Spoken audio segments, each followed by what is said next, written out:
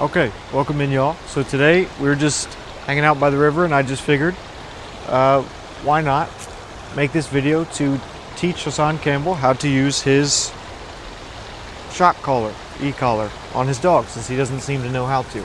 We have our model right here still, so just take it off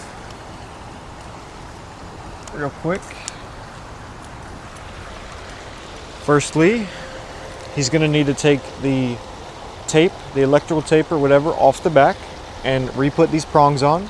We have used this for about 4 years now, and I have never once had to do that. So tell him to go ahead and put those right back on. Now, first thing, with the remote, this one I got just from Tractor Supply, basic one called Sport Dog. And so it has 3 buttons, and it has a little dial right here where you can turn it up, and 5 is the highest that I would ever put it on. I tested it all on myself, and it has a vibrate, says tone thing, but yeah, I would never go higher than that. But for the purpose of this video, I will put it on myself and show you the buttons. So the one is going to be pretty much the only one that we use, which is the vibrate on the side. Or it's actually like a beeper, and so it plays right by his head. Here, I'm just gonna have to like set it here, I guess. So the beeper, you can probably hear it through the mic, and then the zap,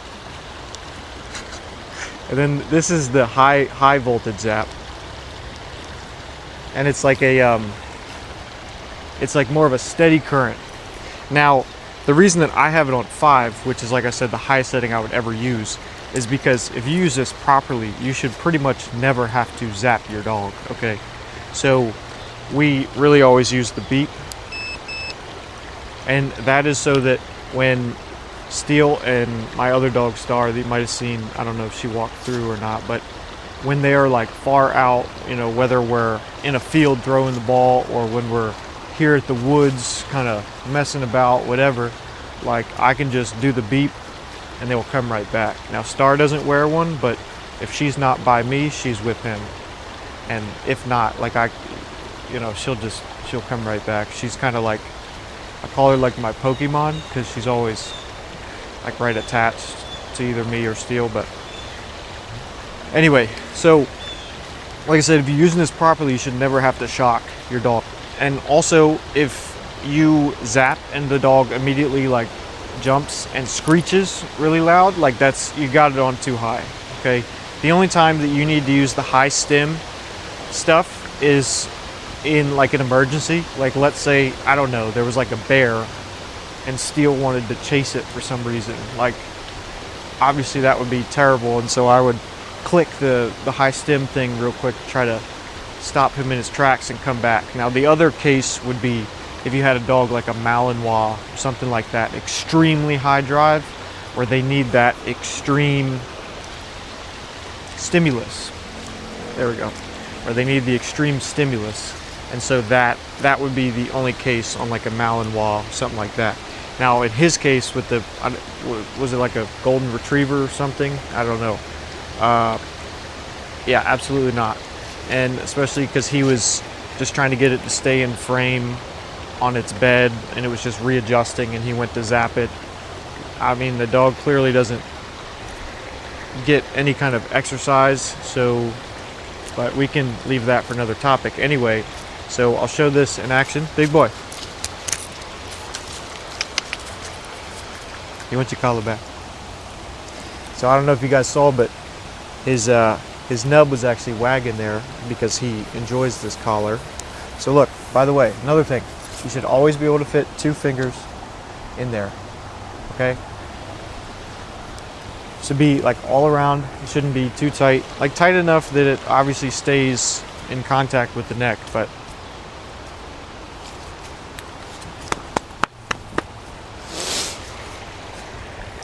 so yeah, as we I'm gonna pick the camera back up as we go farther, kind of like into the woods there, and I'll show y'all kind of like how I would recall him when I let them go and play kind of like far away from me.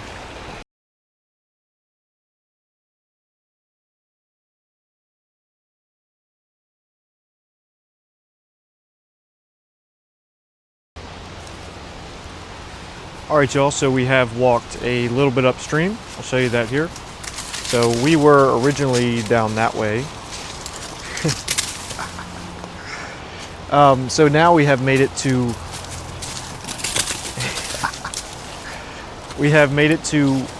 the part where typically we would continue and we would like go into the woods over there where you see little girl went somewhere over there, I think.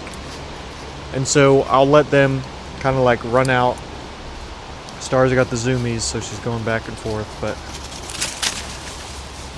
I will let them kind of go and run, and as they get farther away from me, I'll show you kind of how we go about that on the recall. And again, the reason that I use this rather than just an audible recall, which I can do too, but I use this because it's just most effective. Like, it's a little device next to his ear that beeps, right? And so it's also important, especially if you have a dog like mine, that a lot of people can see as like scary or intimidating. What we want to do is we want to actually like lower everyone else's like fear response to him, because you know he's not a threat. He's well behaved. He's actually here for everybody's safety. So I enjoy things like that, or non-audible. Well, I guess it'd technically still be audible, but kind of like if I make a sound or I make a certain gesture or this or that that has a command, rather than just always having to say something out loud, which would also, from this distance, I would have to, you know, yell and really project my voice. And so then again, like I don't want people around to hear that and think that that means that they're not listening. Does that make sense? Right. Okay, y'all, so you can see little girl, she's just right here. The big boy is over there, just kind of exploring. And so, like we talked about, and just click the side. And so you see the 2 clicks, and now he's coming right back. Very good boy, Steel. Very good boy.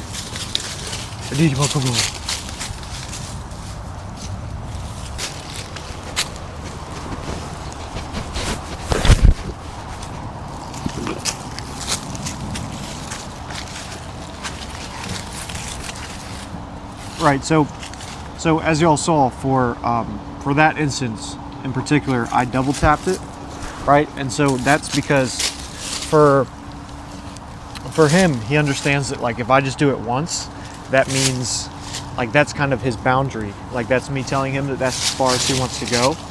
And the way I taught him that was just basically I would one tap, right? And then if he went farther, then I would, you know, continue tapping it, and he would kind of realize like, okay, Daddy doesn't want me to go farther than where I currently am, right? So that's why like I did it. So that's why I did it twice. And then of course, if it was very urgent, like I needed him to come to me immediately, then that's when I would spam the button. And if for some reason he was ignoring me, then maybe I could zap him there, but that really doesn't come up. And like I said, once you kind of like, once your dog understands what's going on, what the tool is, unless they're trying to like actively defy you, then you really shouldn't have to zap them. Like that's not the point of this. The point of this is so that he can be really far away from me and still kind of like realize that I can still kind of like reach him, you know, like so that he can have more freedom but still be within kind of my control, however you want to call it really. But I'll move him a bit so y'all don't get just like a butthole shot. But So yeah, and then I mean, I kind of wanted to talk about the point of where he was saying, like, all dog trainers have reached out and said that shock collars aren't bad, blah blah blah. It's like, yeah, obviously they're not bad. First of all, they're called e-collars. One function they can do is shock, but they're called e-collars, okay? Because they can vibrate, beep, shock, whatever. So there's ways to use them. Sure, you could use them inside if you were trying to do like recall in the house. That would be especially useful if you didn't have access to a place like this. If you weren't sure necessarily if your dog was gonna like listen. There's like other things you could try to teach them, whatever the case. But the way he was using it in particular is just unacceptable, and I think we all clearly know that. But I'm sure it was just like cope, but I just kind of wanted to come on and address this because this is just like a normal thing in general, where some people just have a bad stigma to the shock collar.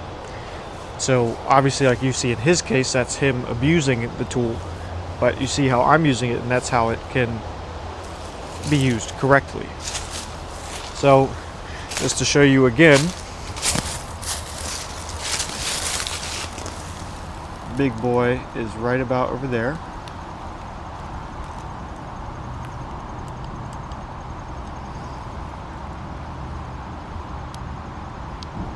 And as you see, he's making his way back. Very good boy, Steely Wheely. There's my good dog. Dude, my good boy. Dude, my good boy.